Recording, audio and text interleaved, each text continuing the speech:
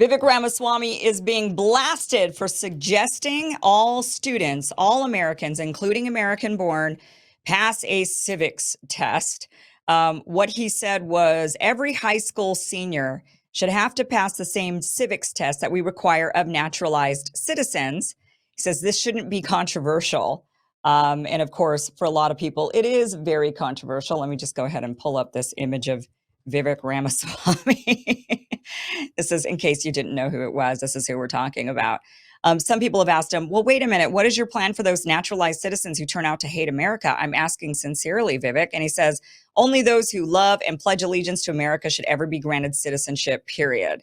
He goes on and he actually talks about this a little bit more at length. Watch this.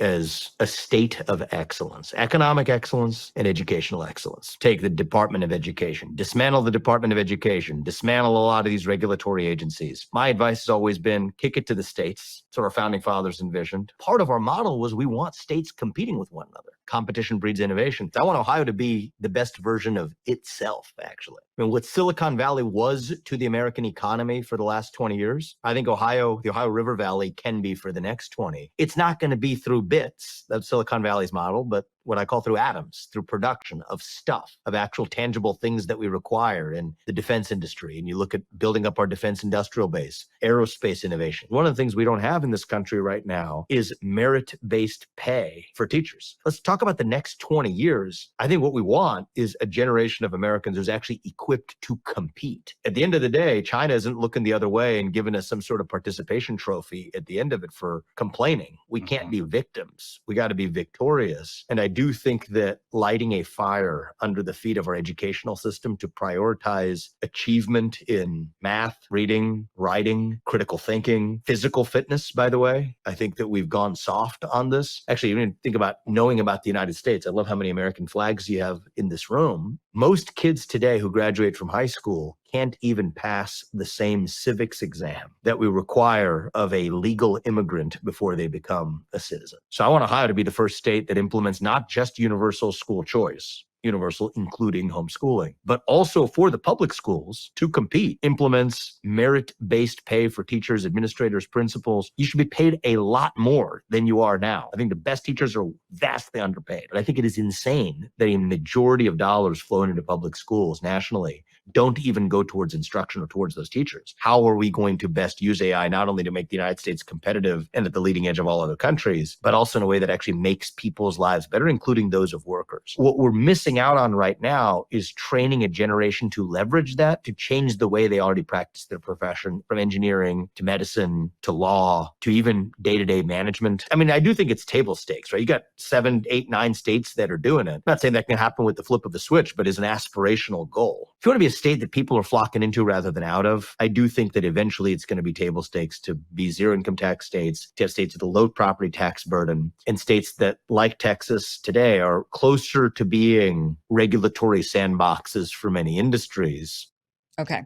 So you heard him say it. Students should have to pass the civics test. A lot of them don't. Why is that? There's actually, there's some reasons why we don't.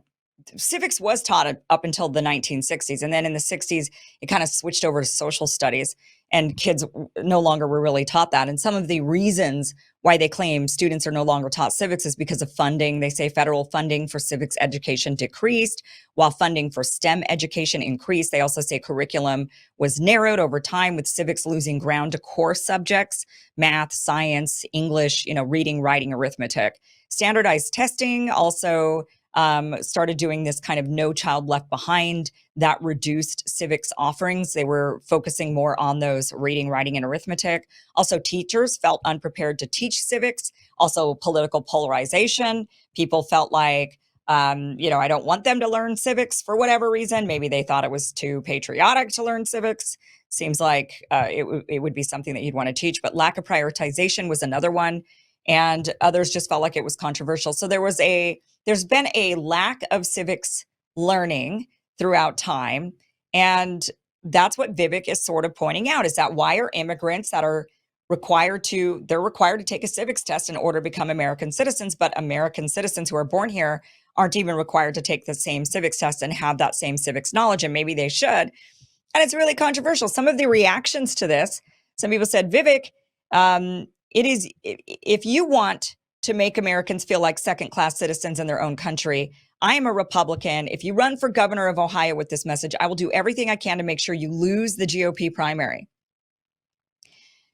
Okay, so basically, if you're born here, this person is saying, if you're born here, you just have the natural right to be here. You're a natural born citizen. It doesn't matter if you know anything. It doesn't matter if you love our country.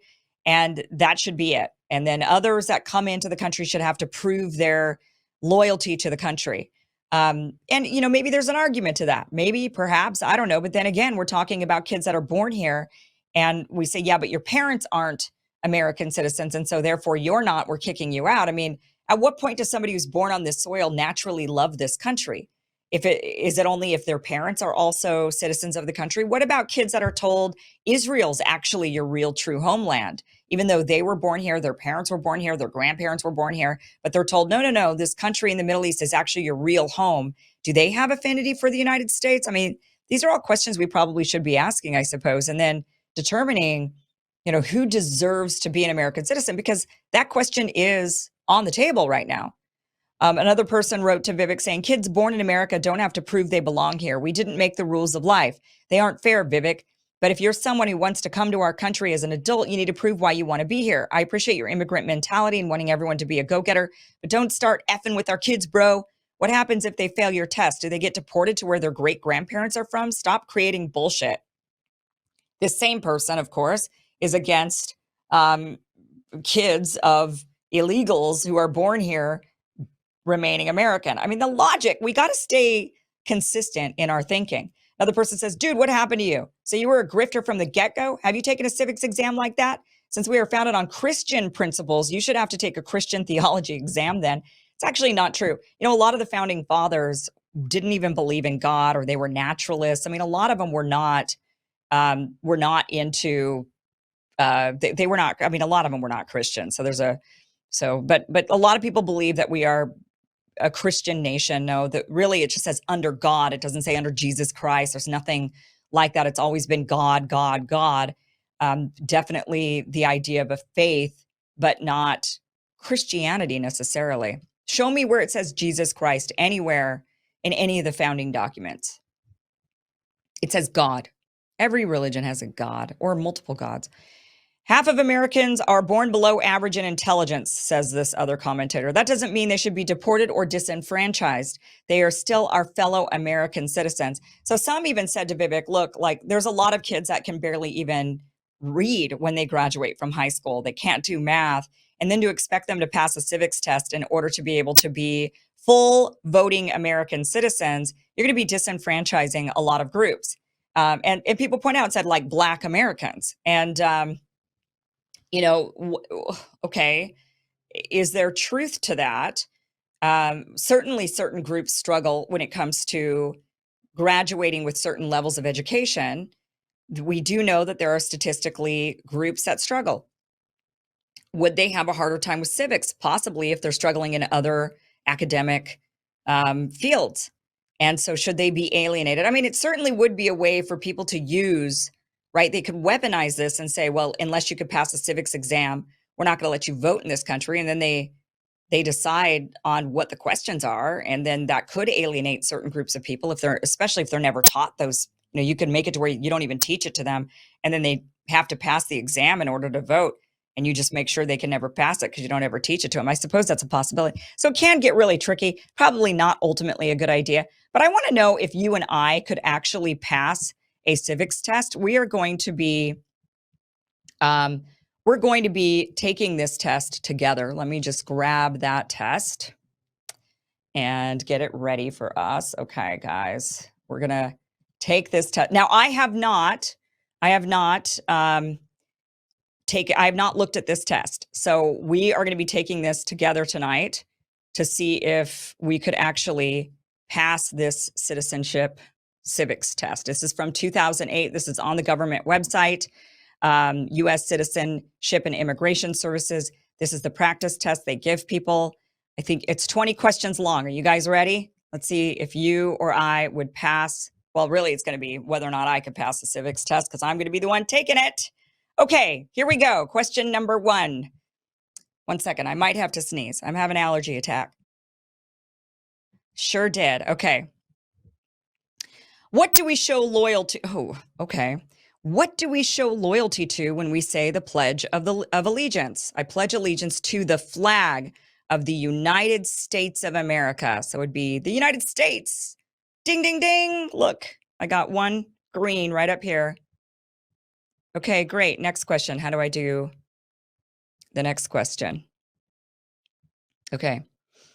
Oh, there's even like a listen to this question. Let's see what that sounds like.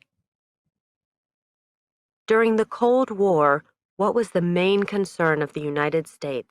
During the Cold War, it was communism. Ding, ding, ding. I got that one correct. Okay, next question. What is the name of the national anthem? The Star Spangled Banner. Ding, ding, ding. I wish it had like, fireworks or confetti or something. Getting this right. Okay, question number 4. Who vetoes bills? The President of the United States. The President. Ding, ding, ding. Next question. What do we call the first 10 amendments to the Constitution? The first 10 amendments to the Constitution. Okay, so the Declaration of Independence, the Articles of Confederation, the Bill of Rights, the Inalienable Rights. Bill of Rights. Ding, ding, ding. Correct. It's the Bill of Rights. Next question. Okay. Name one American Indian tribe in the United States. One American Indian tribe in the United States. Zawi-Chemi, never heard of it. Celts, I don't think so. Cherokee, think so. Slavs, I'm going to go with Cherokee. Ding, ding, ding. Next question. Name one state that borders Mexico. Florida, no. Alabama, no. California, pretty sure we got Tijuana right down there. Arkansas, don't think so. Ding, ding, ding. California borders Mexico, along with Texas, New Mexico, and Arizona. Next question. Can you name all the states that border Canada? Who is the Chief Justice of the United States now? Joe Biden. He probably thinks he is, right? John G. Roberts Jr., Barack Obama, Anthony Kennedy. I'm going to go with Roberts. Ding, ding, ding. Correct. Next question. How many U.S. senators are there? 52, 100, 50, or 435? I'm going to go with 50. Oh, shit. I meant 100. I meant 50. Oh, I meant 100. That's what I get. Oh, man. I meant 100. I meant that. But well, you know what? I missed a question. That's the way it works.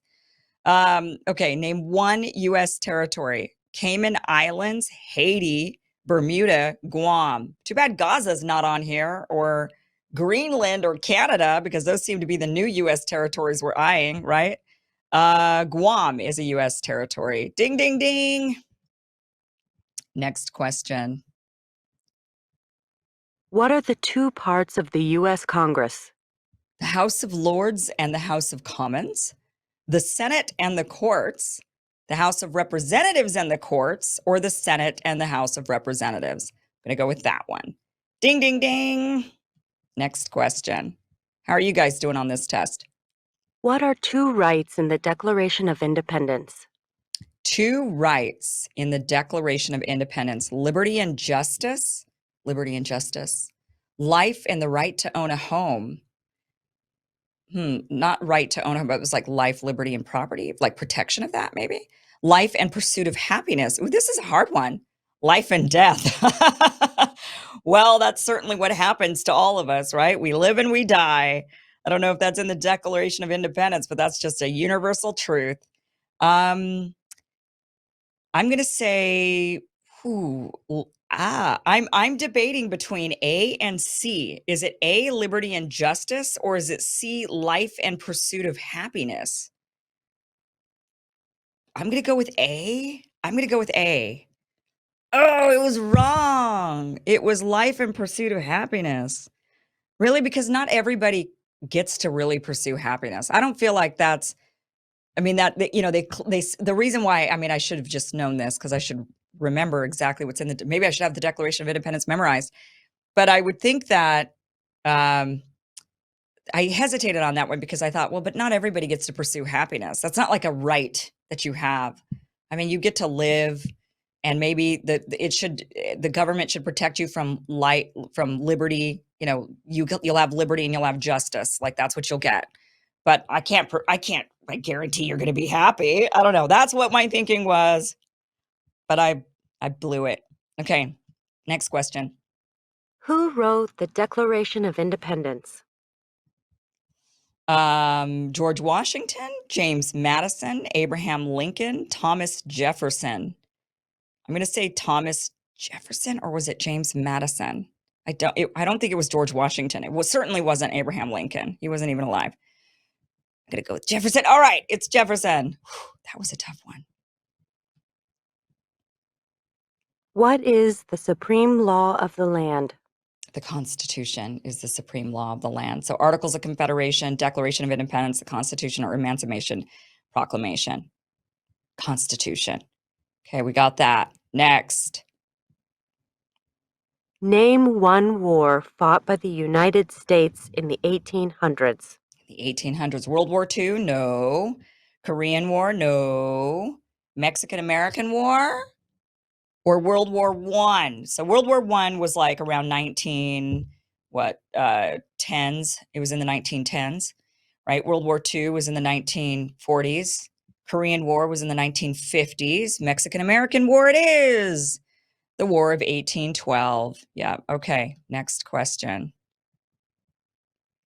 Who is the commander-in-chief of the military? The Secretary of Defense, the President, the Attorney General, or the Vice President? The President. Ding, ding, ding. Okay. What happened at the Constitutional Convention? What happened at the Constitutional? I mean, they signed the Constitution. What happened? The Virginia Declaration of Rights was written. The Constitution was written.